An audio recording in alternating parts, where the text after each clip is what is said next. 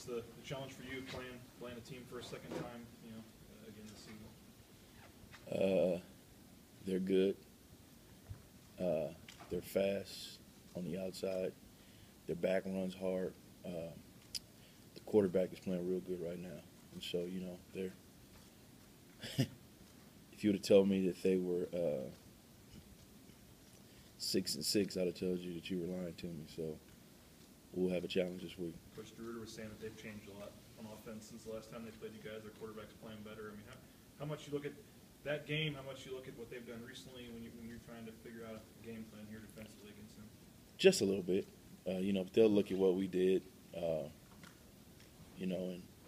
change some stuff up, off of, what we showed them. But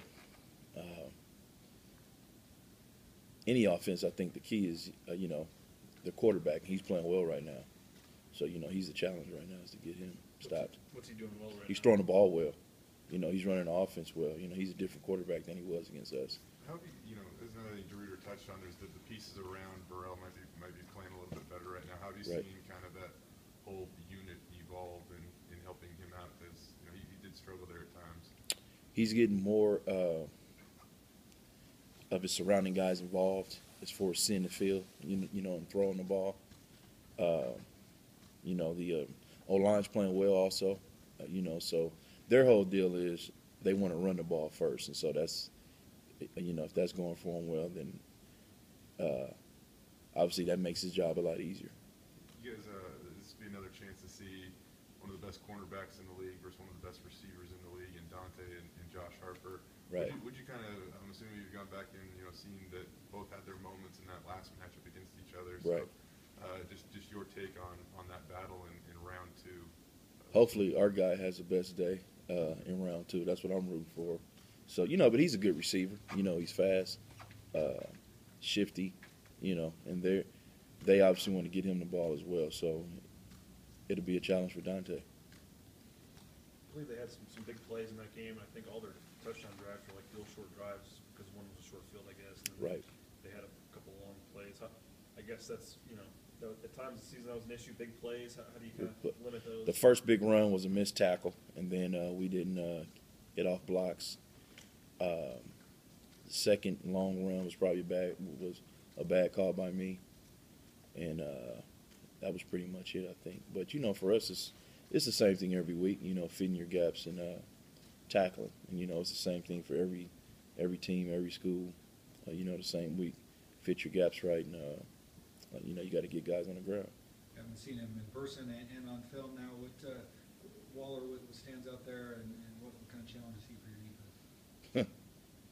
It's always a challenge, and so, they're just, they're clicking right now. They've played, 12 games, and they just understand exactly what they want to do.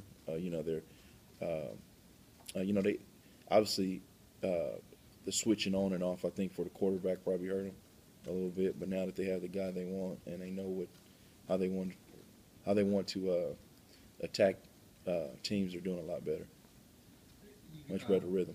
You guys went away from Corey Bell at safety, and then Chance got hurt, had to go back to him. How did he handle that whole situation, and then how did he play last week when you needed him out there? He played well. He practiced well, and for Corey, I think he's getting a better feel for. For him, I think it hurt him because he was a nickel, and he wasn't playing in as much space as he was as a safety. So now I think he's starting to get a better feel for it, and he's doing a lot better.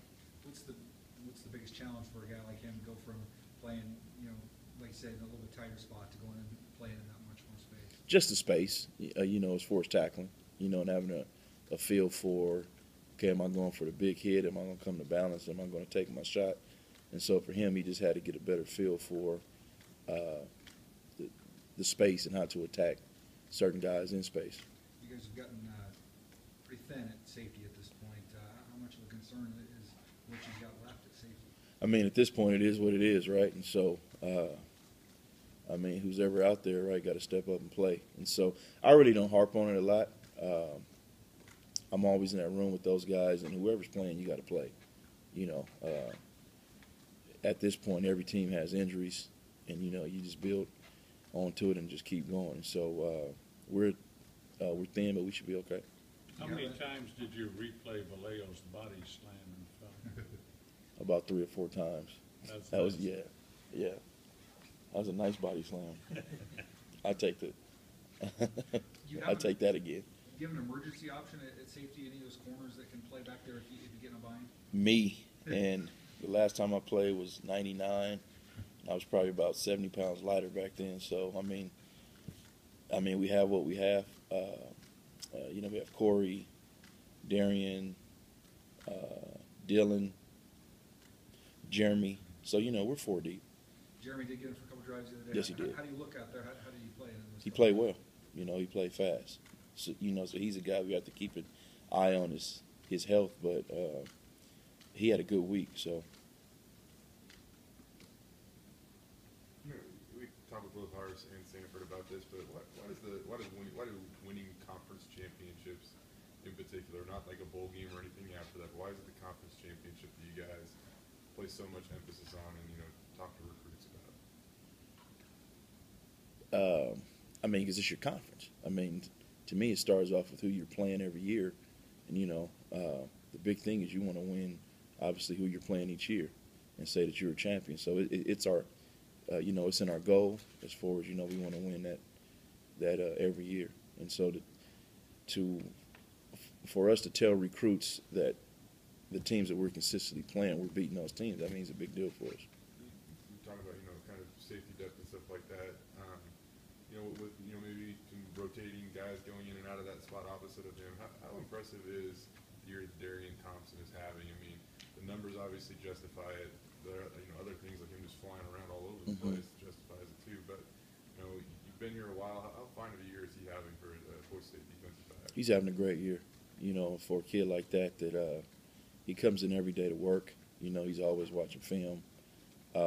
He's a leader. I wouldn't say he leads by example. He leads by example than he does as far as with his mouth. But, he's just a guy that comes every day to work, and I like to call him a guy that's low maintenance, high output. And as a coach, that's what you want, a guy that's off the field, he does everything right. And then when he steps on the field, he makes plays for us. How much is he a guy that, you look at your defense and whatnot, and I know you recruited a ton of these guys when you came back here, but still there was a few years there where you didn't have them. How much of a leader has he become on this defensive unit? It's big. We asked that free safety to do a lot for us. If you even go back and look at George Iloka when he played, that guy made a lot of open field tackles, and that's the thing that a lot of people don't realize is those safeties are guys that can save you from those big plays. So, the better that you are at that position, the better I think you're going to be as a unit, because those are the guys that can save you from, a 8-yard gain or 80-yard gain. And so, he's played well for us in that position. You look at career interceptions around here in the FBS area, you're down to Gabe Franklin, Marty Tadman, and Darian Thompson. Is there some, a similar trait among those guys that why those guys have been able to accumulate interceptions the way they have? You know what? They all were smart. They all studied film and they had good hands. I had other guys that were smart but probably didn't have the best of hands. Julius Brown, actually, his senior year, he dropped about 6 interceptions. He had a lot of pass breakups. Yes, he had a lot of pass breakups. His senior year, he dropped a lot of interceptions. So, just certain guys just kind of had that knack for the ball. We can try to say his coaching or his hands or whatever, but certain guys just have a knack for the ball. You were here during the last coaching change and whatnot, and in terms of what you guys are playing for at the end of the year, conference championship and possibly going to a big bowl game, there's obviously parallels. How would you kind of compare those two seasons and how you guys have been able to, manage your way through as a first-year coaching staff to get the job done? 05, right? You're talking about 05, 06? Yeah. That was a different team. I thought that team was more seniors, and we knew that we were going to be good. This team is just a bunch of young guys and older guys, and it wasn't we didn't know exactly what we had. that was easy because you had a whole lot of guys that were already on the staff that kind of knew guys, and we all kind of stayed, and so we knew we were going to be good at that point. This team, I think, is different. We didn't know exactly, and you know, it was a huge change as far as the staff. And I just thought over the course of the year, you saw our team get better and better as we went. And you know, like I said earlier, you saw our offense, you know, not play well, but we play well on defense. And then it was opposite. We played well on offense, then you know, we didn't play well on defense. So you kind of seen a growth of our football team, you know, over time. And really, I thought the first time we came together as a team and played well as a complete team was when we played on the road against Wyoming. Yeah. You guys good? All right. Thanks, Marcel. Thank you.